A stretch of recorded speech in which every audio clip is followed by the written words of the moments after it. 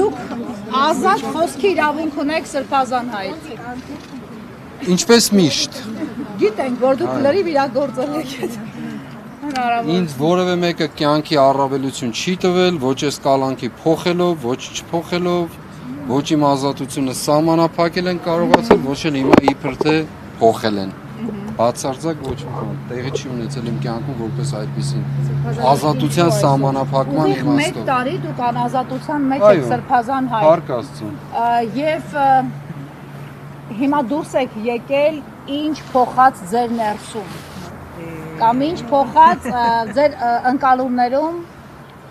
չգիտեմ։ Ընկալումները առավել են խորացել եւ հաստատվել, որ մեր երկիրը կարիք ունի արդարության եւ ճշմարտության։ Եվ այն չարիքը, որ իր քաղցկեղային բջիջներով տարածված է մեր բոլոր կյանքի բոլոր շերտերի մեջ, պետք է մաքրվի ուղղակի։ Եվ ես հանձն առել եմ,